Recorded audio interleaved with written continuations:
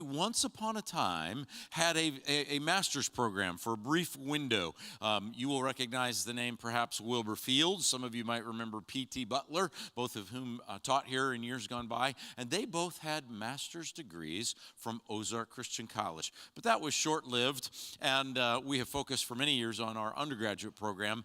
But we have been asked ever since I came here to Ozark to teach, which is in 96, at least that long, when will Ozark offer a master's program? And so for 25 plus years, we've talked about it, and by God's grace, now is the time where we actually get to serve a whole new group of students and help them dig into Scripture and prepare for ministry. That fits our mission to a T. And God has provided just the right person to lead this program in Dr. Shane Wood, put together a great team around him, and he's going to just crack open all the details for you here today. So right now, would you please welcome Shane Wood?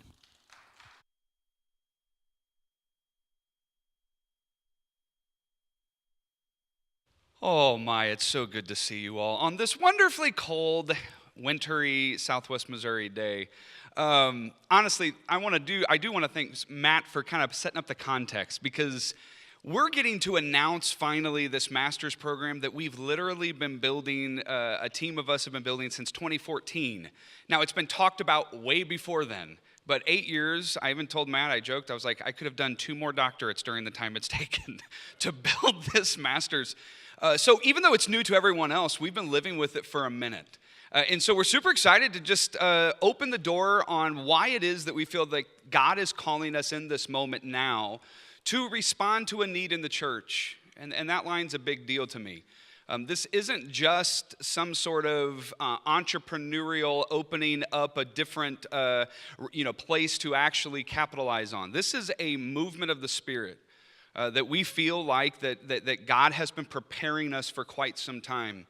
So what I really want to do is I want to start off by cracking open my heart about where it is that this master's is even situated in my own story and in the story of the church.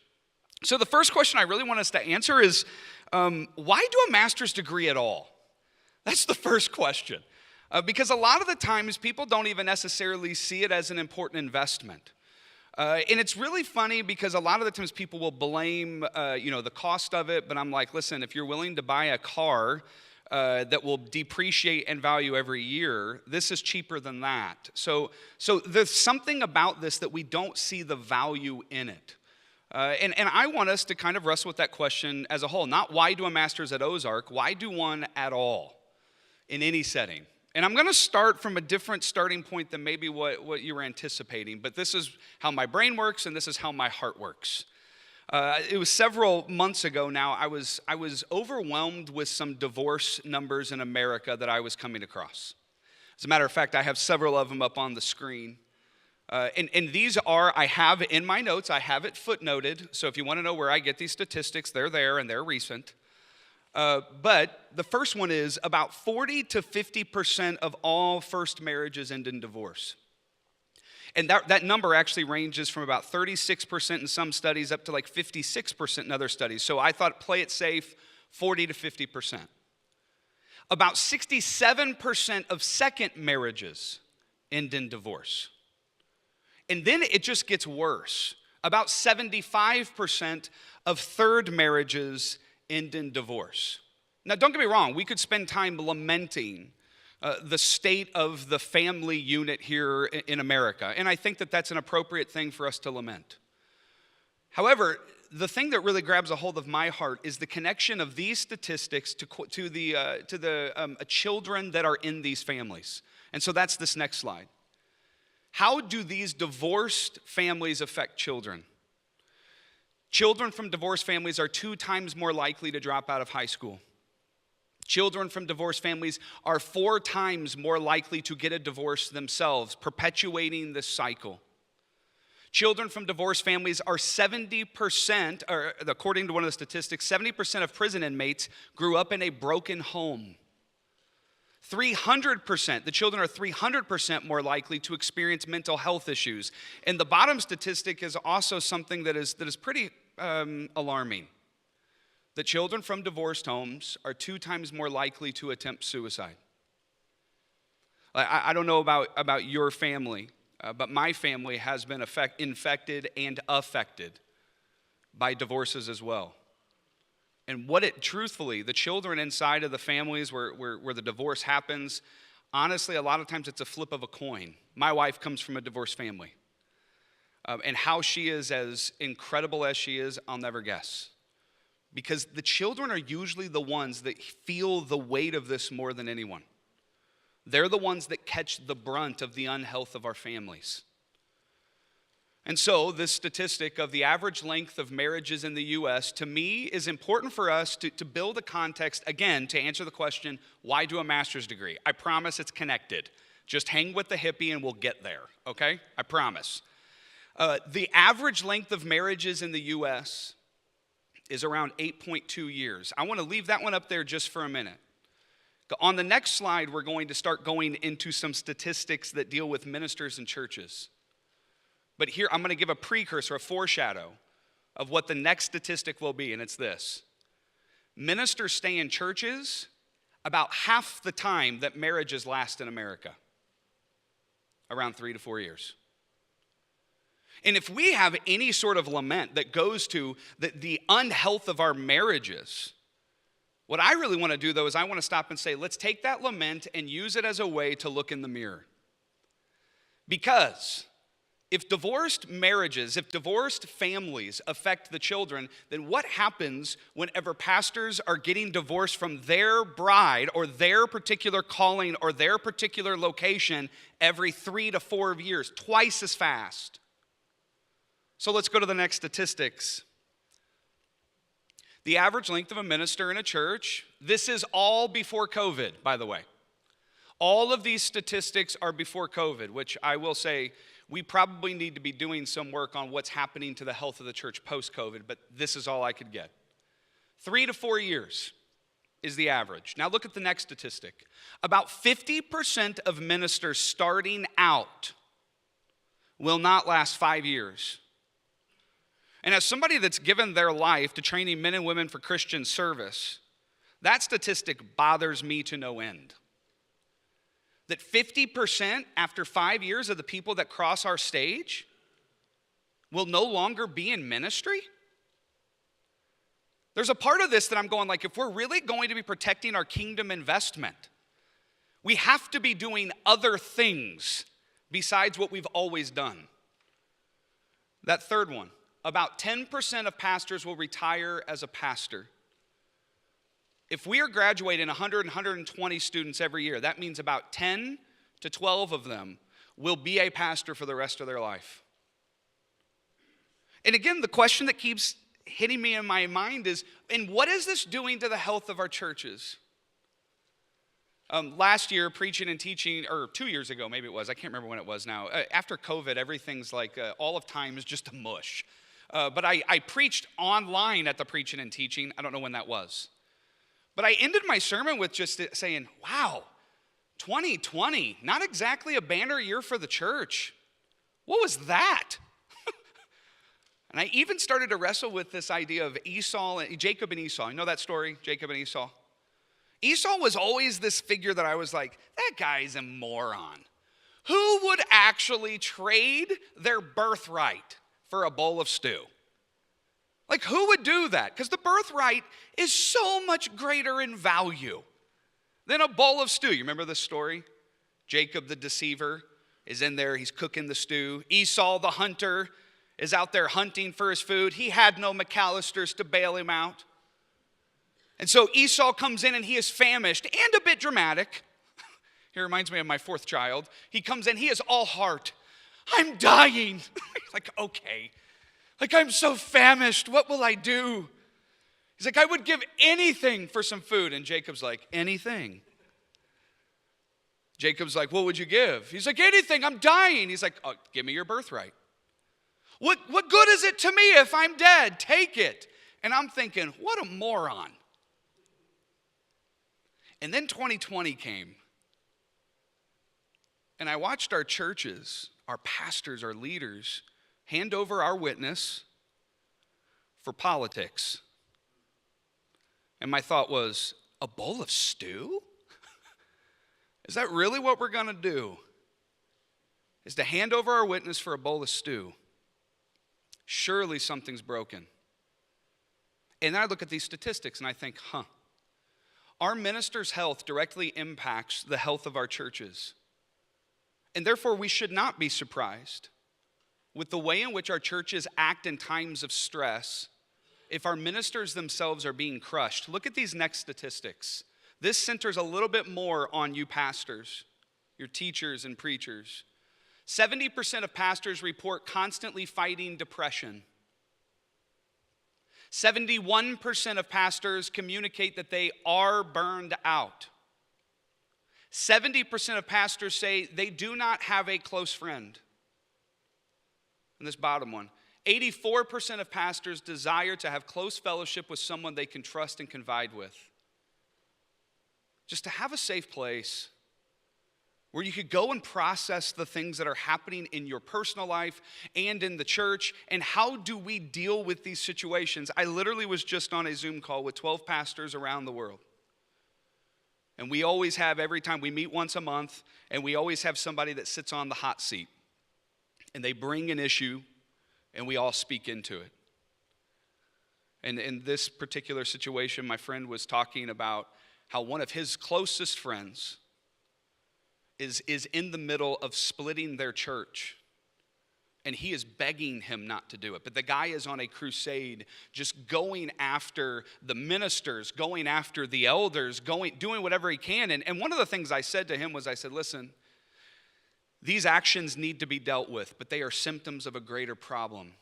There's something in him that is broken. And he's taking it out on something that is closest to him, and that is the bride. This is normal. However, one of the things I saw in my friend was a sense of relief that he had a safe place where he could come and talk about something that was absolutely ravaging his church. And many of us in this room, that's even a lot of times what draws us to places like preaching and teaching. It's a safe place to come and reconnect with people that that understand what your struggle is, to learn from the wisdom of those that have gone before you, to connect in a community so that you ultimately can know how to go back and continue to storm the gates of hell in the location God has called you to. But these statistics I will not overlook. It would be different if these statistics were like 30%. Maybe we could just try to find those few. But when we're pushing 70, 80% of ministers, and then if on the previous slide we're looking at 3 to 4 years, and 50% done in 5 years, and 10% don't ultimately, we have to stop and say something's not right.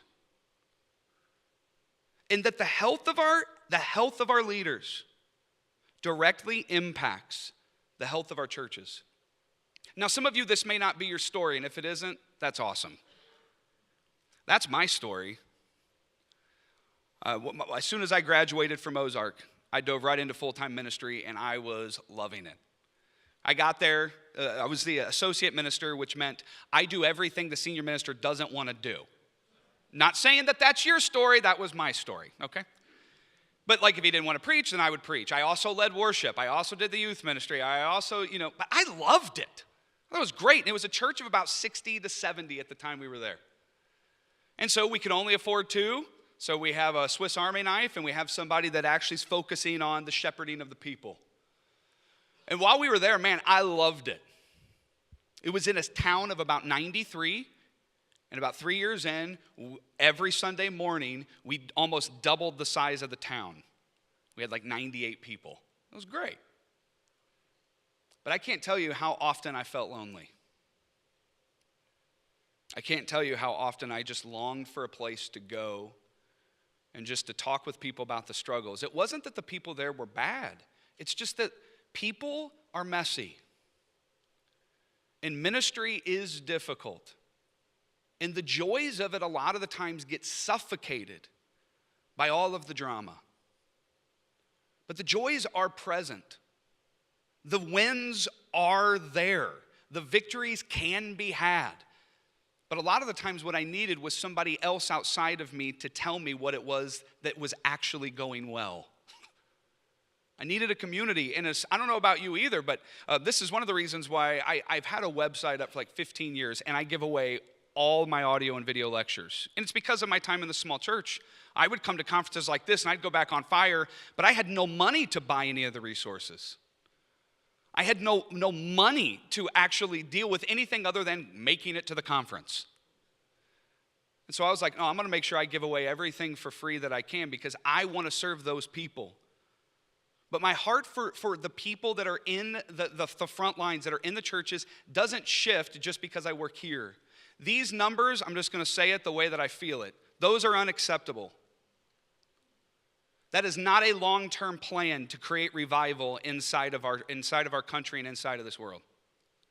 Something has to happen. We have to have safe spaces for the shepherds to be shepherded. Because this next slide, this is what is happening to our churches. About 1,500 clergy leave pastoral ministry each month. I use the word clergy there because it comes straight from a study that was cross-denominational. 1,500 leave a month. We are going to be graduating over 100 in May. But 1,500 leave a month. About 4,000 churches close in America each year. And about 3,500 people a day leave the church. And this is the way I process that third bullet point. We experience over one anti-Pentecost every single day in America. Where 3,000 people come on Pentecost, but we have 3,500 people leaving the church every day. Why is the church in this state? Because the health of the leaders directly impacts the health of those that are following them. The family situation is no different. And the church situation is something we have to pay attention to. So what can we do? Listen, every one of us inside of the church has different gifts. Every one of us has different callings. But in this setting at Ozark, the master's program is intentionally crafted to target those numbers from the gifts that we have. We know what we're good at and we know what we're not good at. We are not the church, but we are here to serve the church. And so what we've done is we've crafted an entire master's degree with the goal to make those numbers plummet. That's the goal. So let me give you some of the ethos of what it means to be at the Ozark Christian College Master's Program. If you can go to the next slide, why do one at Ozark? Well, we are developing a transformational education community. You're going to see that everywhere you look. Whether you look at the brochure that's outside, whether you look at my fun little mugs here with it says it at the bottom, we are developing a transformational education community, which focuses on what? Transformational. Number one, we are centrally focused on the personal transformation of each student. We are crafting the courses. We are crafting the experiences. We are crafting even the personnel that we have on the team to focus on pastoring the pastors, of coming alongside of the students. As a matter of fact, one of the requirements every term that you take courses in the master's program, you're required to have on record a mentor, a spiritual director, or a life coach that you meet with at least 2 times that particular semester. And if you don't have anybody near you, no problem. Your fees have already paid for you to have somebody on the list that we have. Why? You need safe spaces. And we can leverage the different connections that are here at Ozark in order to make sure that you're not doing this alone. Personal transformation is actually what true education's all about. That's just something that I'm bullish on. I do not believe that education is merely receiving of information. If that's all that you want, this program's not for you. Will you receive deep education? Oh yeah, this is Ozark. That's what we do. You're going to get a high quality education. But education is only valuable in so much as it transforms you into the likeness of Jesus. Otherwise, it's just a fancy degree, it's a fancy piece of paper that you paid way too much money for. Information is not ultimately what is going to cure the church. It's information that is used to help transform first the leader and then those they're discipling. And that's why the second key element is education. I do believe in high quality education. I'm like, I've gone through the 5 degrees. I've done my work. I believe in it. And yet, I was even talking to our group this morning. I said, but I still had one of those moments whenever I finally received my diploma from the University of Edinburgh, from my doctorate, and I'm sitting on the couch, and I'm looking at it, and my wife goes, "What are you thinking?" And I said, "I'm thinking, I thought this was going to feel different." She's like, "What do you mean?" I was like, "I don't know. I don't know what I mean, but this doesn't feel like what I thought it was going to." And it was months later whenever I realized, oh my gosh. I think in that moment I thought finishing that degree was going to heal something that was broken inside of me. Did I know that when I was doing it? No. But ultimately, I realized that paper means nothing if transformation isn't the ultimate end of it. This is what Jesus did with education. This even goes back to Socrates. This is what Socrates was killed for. Information by itself is a weapon that can be used for good or for ill. And degrees are the same way. Degrees either expose your wounds or they help you cover them up. The question is, what setting are you actually doing the degree in? A lot of the times that can massively change what it does for you on that transformational level. However, I believe personal transformation and high quality education happen best in community, and that's the third word. We're just going to be emphasizing community all over the place in this degree. Face-to-face interactions with professors, fellow students. Now notice I say face-to-face. It doesn't mean you'll always share the same physical location. But face-to-face will be a staple of communication in this program, not just sterile email. It's not that email's bad, but come on. Like whenever you get a text message, even from somebody you love, it's hard to figure out actually what they mean by it sometimes. There's a big difference if you can share at least the facial, interaction. But we are also going to be encouraging coming together in a physical space at least one time a year, if not more. Why? Because that's how communities function. So in other words, we're going to go through this a little bit more in detail. We're not choosing one modality to accomplish this. Why? God didn't. That's why. And this is me being super nerdy and being in higher education. But I'm like, God the Father was doing distance education all through the Old Testament. However, God the Son shows us that being in person, in flesh, really does matter. However, thank goodness he has 1/3 of the Trinity living inside of us because there's multiple things that we need. And so being the nerd that I am, I was like, each of our modalities is Trinitarian. It's based off of how the Father interacted with us, the Son, and the Spirit.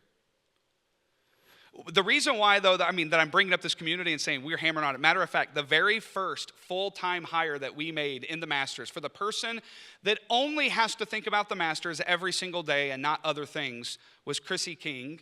And notice what her title is. She is the Community Formation Coordinator. And I love this. Every time we're in a meeting, this is Chrissy's job. This is her job description. I say, regardless of what we're talking about, Chrissy, I want you to always ask the question, how does this serve the student? From the student's perspective, what makes the most sense? And if it doesn't make sense to the student, then we need to stop what we're doing and rethink what we can do to actually serve the student. That's her job, and she does it really well. I don't know if you know Chrissy or have gone on a mission trip with Chrissy and her wife, Darren, but Chrissy has the gift of loving people. She sees them, her energy infects them, and she ultimately she ministers to them in a level that introverts like me only dream of being able to do. But Chrissy's job is to think through things like when we were doing the scholarship, we were breaking down, and we have a brochure out there that goes through the different scholarships you can get. If you're an Ozark alumni, you immediately get 10% scholarship right off the bat just because you graduated from Ozark. There's other stuff like that out there. But we were going through it, and the idea is typically scholarships at most places, they're given to you in a dollar amount. You get $3,000.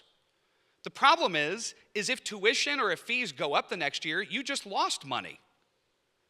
So it doesn't make any sense to have scholarships that are dollar amounts, but a percentage, that's different. Therefore, if anything changes in the tuition, your scholarship goes up. That's the type of thing that Chrissy is constantly speaking into. But that says something about what we value. We want to create a community. Why? Because we want those statistics to plummet. We're targeting those with all that we are. because I believe that the health of you all directly impacts the health of the church, and I am only here to serve the church. If I genuinely believed that I was at a place that was not serving the church, I would not go there. But that's what I love about Ozark, is that we do everything we can to serve the church. So what are we creating in this master's program? We are trying to create a safe space to allow your kingdom calling, whatever it is, to unfold, not just for the next 5 years. That statistic is just not good enough. But for the next 50 or however many years, God is allowing you to stay in your calling and stay on this earth. So, one of the key questions we keep getting asked is this just Ozark 2.0? You know what I mean? If you're creating it, is this just something that's just like, hey, I'm going to do Ozark again? Now, sometimes this comes in two different voice inflections. Sometimes they're going like, ugh, do I have to just go through the same thing I did the undergrad? I loved my undergrad, but I don't know if I want to do it again. And then we also have the exact opposite inflection where they're going like, hey, I loved it so much, can you please make sure this is Ozark 2.0? And it's like, wow, I'm going to make everyone mad. This is awesome. There's no in between. So here's my response to that. Is this Ozark 2.0? No. And yes. And let me give you 4 reasons why it is both Ozark 2.0 and yet not Ozark 2.0 at all. The first reason why is the curriculum. Like if you look at what it is that we do in the undergrad, and we do it really well, and I'm not saying that to brag, I'm saying like, I think, hold on, let me do a little pause here. I think we misunderstand what humility is. Humility is not thinking down about yourself. It's knowing exactly who you are, not higher, not lower. Like humility is not a divine depression. And yet we do this all the time. Like somebody will come up to you after you lead a worship service or you preach and they're like, wow, you did a great job. No, it was only the Lord. No, really, you did a good job. No. Anything that happened goes the Spirit. I'm not saying what you're saying is wrong, but you're actually keeping the spotlight on you. You're inviting them to argue with you that you did a good job.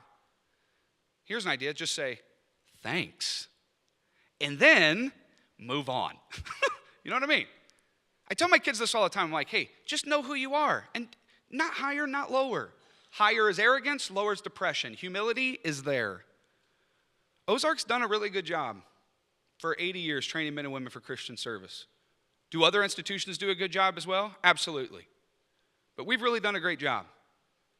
However, the curriculum that we have in the master's is not a carbon copy of the undergrad. It just isn't. So, for example, we have 3 concentrations. The degree is called a Master of Arts in Biblical Ministry, and you'll see some of our core values embedded in that title. We are a school that trains men and women for Christian service. How? By taking them deep into God's Word. That's how. It's a biblical ministry. But we have a concentration in biblical studies. And some of the courses that we have on there are things like Christian hermeneutics of the Old Testament. How is the early church reading the Old Testament? How does Paul read the Old Testament? And does that challenge how we should read it?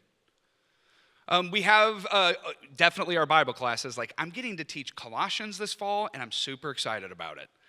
Yeah, I know, I'm a Revelation guy, but Revelation guys can talk about Paul too. It's allowed. They're both in the canon. So we definitely have our Bible books, but we're also looking at the Bible and ways of interpreting the Bible in a different and deeper way. We also have a concentration in spiritual formation. So we are going to be looking at how do we partner with the Spirit to unearth ourselves so that then we can give the same gift to the people around us. Because ultimately, one of the things that we miss in the church is that whatever wounds we do not have the Spirit help us transform, we pass those wounds onto the people around us. Pain left untransformed is transferred from you to someone else. And this concentration says, how do we partner with the Spirit and look at how the Christians throughout the last 2,000 years have been doing these types of connections with the Lord? That's why the second class, Historical Streams of Christian Spirituality. Oh, I'm really excited about that class. This is the first time I get to announce this publicly, and it actually be like all the contracts signed, and I'm super excited. But we actually, have you guys ever heard of somebody named Richard Foster? He wrote the book Celebration of Disciplines. His son Nathan Foster is teaching that class for us. He's the director of Renovare.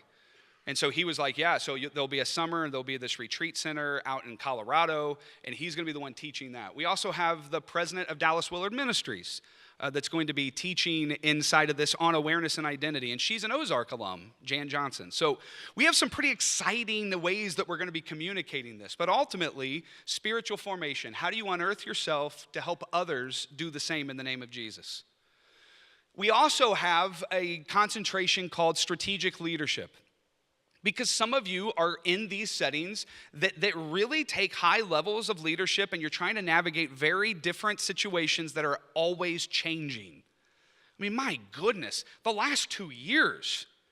I mean, don't get me wrong, we can go back to 2006 and we can look at how the smartphone has changed everything. I'm like, yes, these last 2 years, the world is just not the same. You know what I mean? Like, we're having to rethink how we even do what we've been doing in the church for 70, 80 years.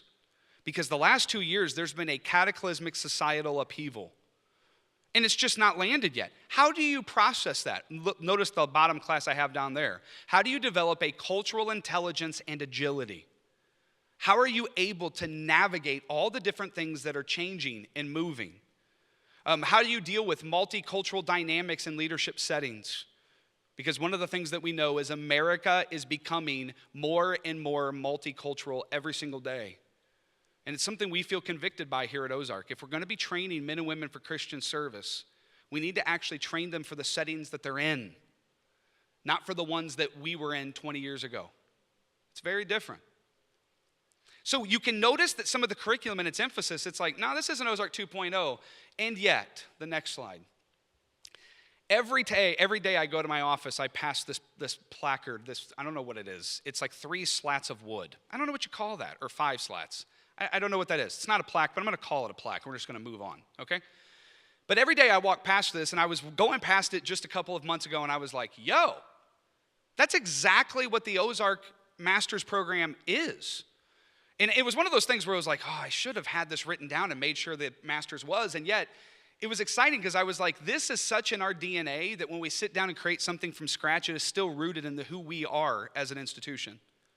Ozark graduates will be grounded in Scripture, growing in Christ-likeness, practicing cultural discernment, and vocationally prepared for Christian service. And even though the master's is doing it in a different way than our undergrad is, it's still rooted in who we are. Is this Ozark 2.0? No. But yeah, because this is an Ozark degree. The second reason why, and not all of these will be created equal. They won't all be this long, so just relax. I'll make sure that you have time to allow McAllister lunch to, we won't go there. I'll make sure we have time before the next session to actually process everything you need to process. Maybe that's the best way of saying it. Okay. Number 2, is this Ozark 2.0? No, because of the professors.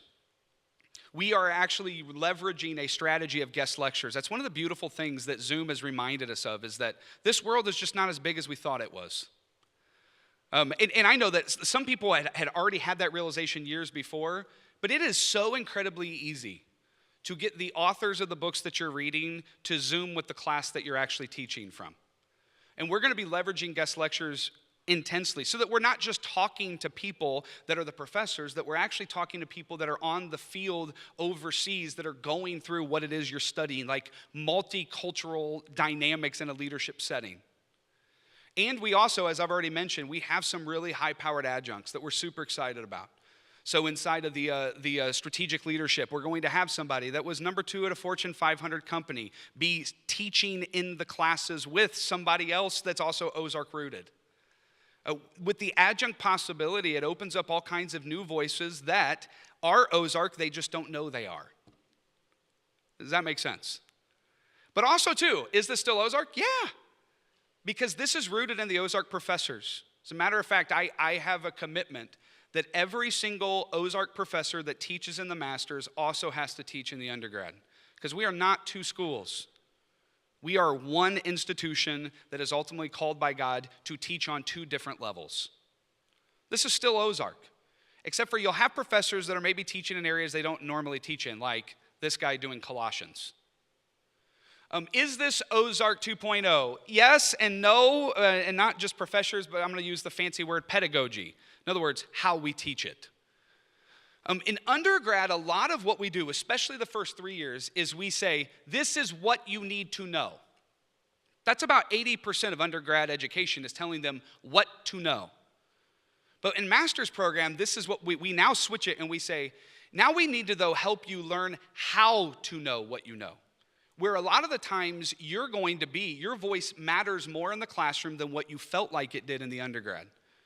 I tell my students this in undergrad all the time. I'm like, actually, whether you know it or not, all educational settings have about a 60-40 ratio, where 60% of the educational setting matters about what I bring to the class. But 40%'s on y'all. And if y'all don't bring the 40%, this class will be okay. But I can promise you every single day, I will bring my 60%, 100%. In masters, that ratio is flipped. 40% matters about the prof, but they're there to guide the conversation. They're there to allow your research that you've done outside, that you've brought into the discussion, to then pull out of it different themes and threads that everybody else can reflect on. In the master's setting, it is very much your voice matters in the setting, which is why community is so essential. However, is this still Ozark, how we teach it? Yeah. Because even though you're doing biblical and theological studies, if it does not actually impact who you are and how you function in the church, it's worthless. So this is actually the story behind my long hair. Believe it or not, I have a reason for it. The reason's changed once. In 2009, that's the last time I got my hair cut short. I remember exactly when it was. It was September the 9th. Not because I was scarred by it, but because I flew out on September 11th to start my PhD in Edinburgh. And I remember flying on September 11th because you never forget whenever you fly out on September 11th, especially 8 years after the Twin Towers. So that was the last time I had my hair cut short, and I kept it. I said, I will not cut it. It was a modified Nazirite vow. I said, I will not cut it until I'm done with the PhD because I want to look in the mirror and every day be reminded I'm doing something that without God I cannot do. And then after I got done to the graduation, I cut off 14 inches, and as I was doing that, the person cutting the hair goes, you can donate this, right? I was like, to who? Who wants my gross hair? And she was like, have you not heard of some of these organizations that they actually take people's hair and they turn it into wigs? And I was like, okay. She goes, because like children or people that are going through cancer. And I was like, so you mean I can grow my hair, cut it off, and give it to people and give them dignity when they're going through a time of suffering? Oh yeah, absolutely, I'll do that. Is it annoying? Oh yeah. Do I like my long hair? Not really. But if I can grow my hair and serve someone, that to me is a win. And this is my point with that. Your theology should impact absolutely everything that you do. Down to what you wear and how you dress and how you speak and where you go and why you go there. And if it doesn't, what are we doing here? Because it's just some fun game that we're all playing. I don't know about you, but the Jesus that I've met wants to be involved in everything of your life. Not because he's a control freak, but because he loves you and wants to guide you into places of healing and union with him. And that's how all these classes are being taught. Yes, absolutely. We're going to dive deep into the highest level of the most recent and ancient scholarship on the texts. But if we do not ultimately give that practical import of how it impacts you as an individual and how that impacts how you minister to the churches, then we are not doing an Ozark degree. Number 4, modality. That's a fancy word for how we do this. Is this Ozark 2.0? No. Why? This is a highly flexible modality and schedule. Will there be some classes that are all online? Yeah. Will there be some classes where there is an intensive format where you'll come 2 to 3 days or 4 days in one location? And we're starting here in Joplin. But we actually have things that are already being developed where there will be locations where you can take the same class in multiple places across the country and the world.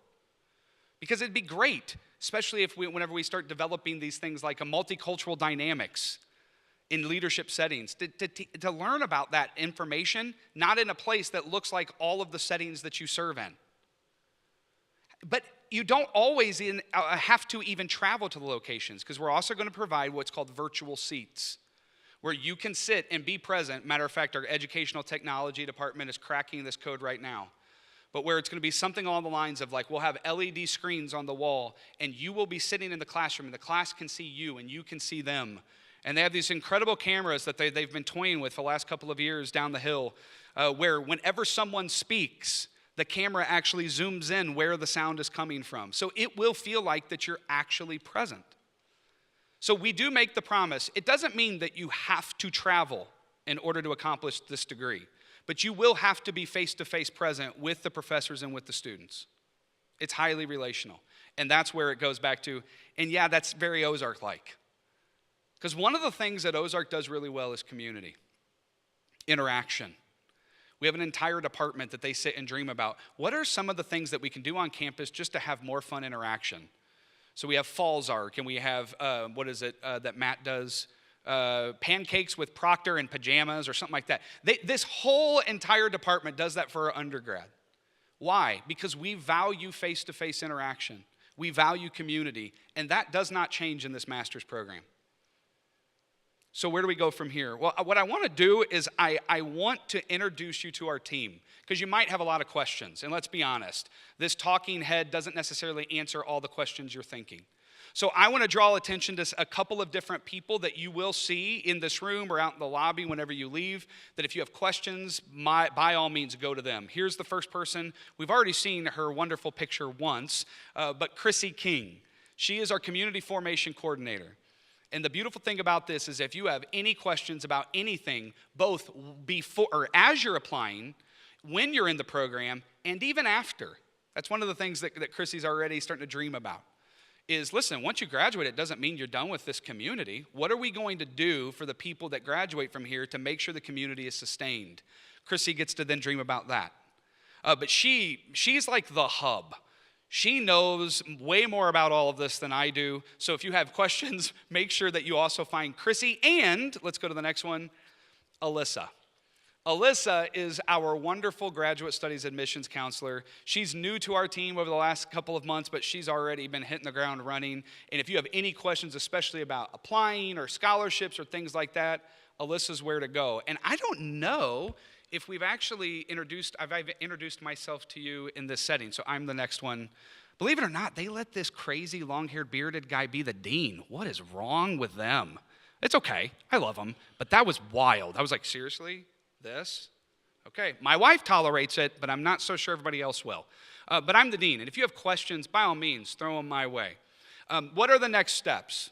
Let me just go ahead and do this quickly. There are two ways to get all the information that you want. Number one, on the next slide, we have this wonderful website that's there, occ.edu/masters. That's where you can apply, get more information, look at some of the faculty that are teaching in it, the curriculum, all that fun stuff.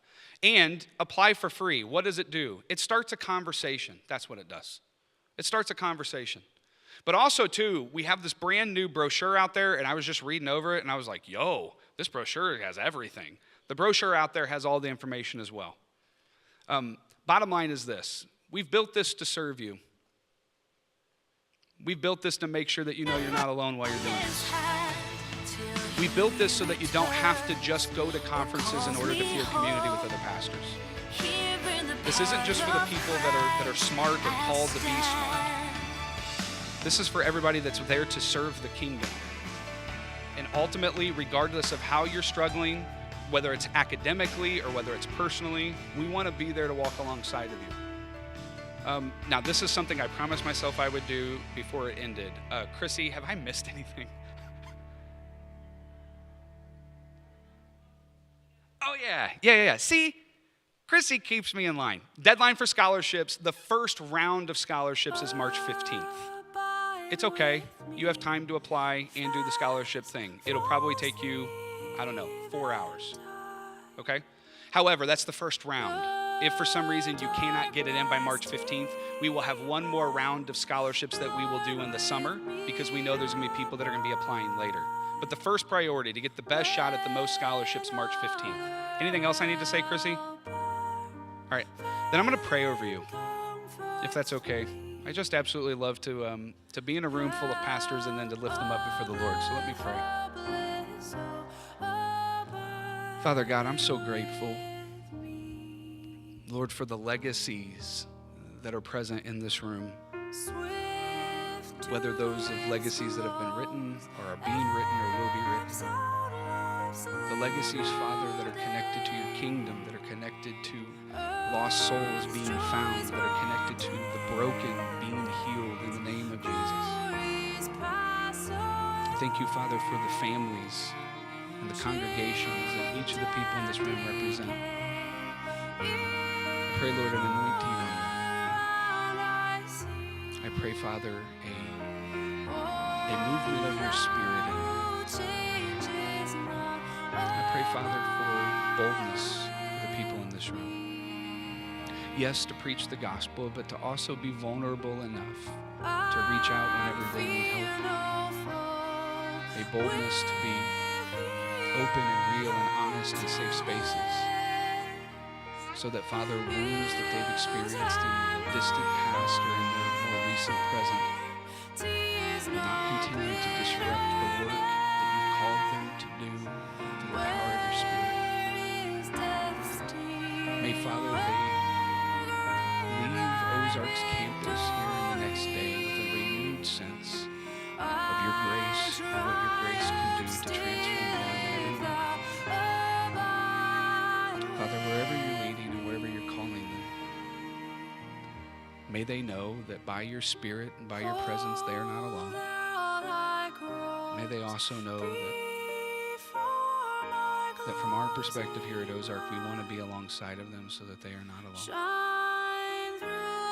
God, give us eyes to see and ears to hear the victories that you've brought about in their ministries, so that,